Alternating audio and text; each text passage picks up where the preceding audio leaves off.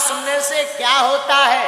भैया, कथा सुनने से बुद्धि निर्मल होती है, मन निर्मल होता है, और मन की निर्मलता से ही भगवान की प्राप्ति होती। क्योंकि गोस्वामी जी लिखते हैं रामचरितमानस में, निर्मल मन जन सोई पावा,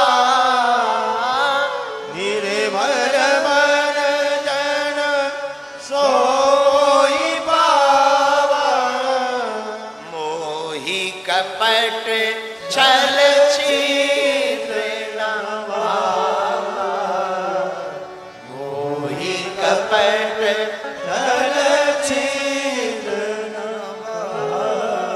भगवान को मन निर्मल बड़ा ही प्रिय है। जैसे हम लोगों को सुंदर कमरा बड़ा प्रिय लगता ना, साफ स्वच्छ कमरा हो गए बड़ा आनंद आता है, बढ़िया बढ़िया नींद आती है, वहां पर मन ठहरने लगता। फिर कभी एसी चलाओ, कभी पंखा चलाओ, कभी टीवी देखो, कभी घूम फिर करके जरा नाचो गाओ, आनंद आता है। कमरा हो पर कबाड़ भरा हो, दिमाग खराब हो जाता। हाँ जी या ना जी? जोर से बोलो। ऐसे ही भगवान तुम्हारे मन में प्रकट तो होना चाहते, पर मन में वासना का, कामना का अगर कबाड़ भरा हो सो भगवान का मन नहीं टिकता है। और मन एकदम निर्मल हो, पवित्र हो, और श्री भक्ति महारानी भीतर विराजमान हो गए, नवधा भक्ति, सोई भगवान को बुलाना नहीं चाहता, चल पड़ता है, भगवान दौड़े दौड़े मन मंदिर में प्रकट हो जाते हैं। तो कथा का पहला लाभ है मन की निर्मलता। एक बात और, कथा सुनने से 6 पाप मिट जाते हैं महाराज। कितने? 6। 1, भैया पहला पाप तो भगवान की कथा सुनने से यह मिटता है कि शालिग्राम भगवान या ठाकुर जी को फिर हम मूर्ति नहीं मानते, केवल पत्थर नहीं, भगवान के विग्रह में भी भगवत दर्शन होने लगते। तो ये दुर्बुद्धि मिट जाती है, ये पहला पाप मिट जाता है। दूसरा पाप कथा सुनने से कौन सा मिटता? दूसरा पाप हम लोगों को जो छोटे छोटे जीव जंतुओं की हिंसा का, चलने से पांव के नीचे दबने से मर जाते हैं, ऐसे जीवों की हिंसा का जो पाप लगता है वो भगवान की कथा सुनने से मिट जाता है। तीसरा पाप कौन सा मिटता? गुरु दोष। कई लोग गुरु को भी मनुष्य मानते हैं। क्या मानते हैं? मनुष्य। गुरु दिखने में मानव है पर मानव नहीं है। ऐसी बुद्धि करने से गुरु दोष का पाप लगता है।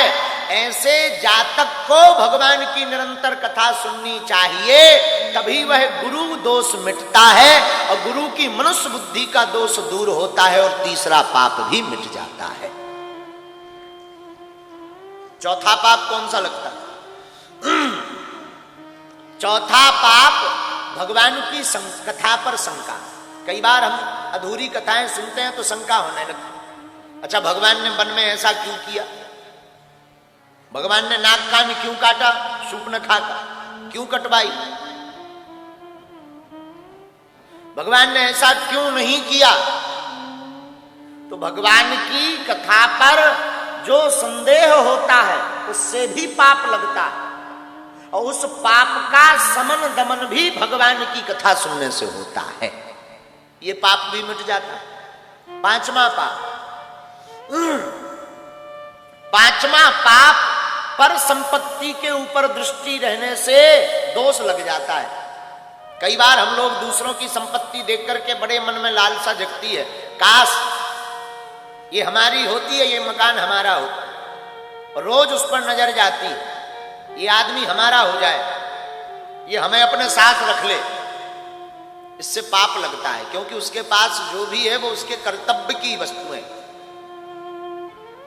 उस पाप की मुक्ति भी भगवान की कथा सुनने से होती है। और छठवां पाप जो भारी पाप माना गया है, संतों की जाति पर विचार। महाराज जी ये छठवां पाप है जो महापाप है, जो बहुत लोग करते ही हैं, प्राय हो ही जाता है। जो छठवां पाप व्यक्ति करता है ये प्रत्येक जीव से हो जाता है, प्रत्येक मनुष्य से। कौन सा?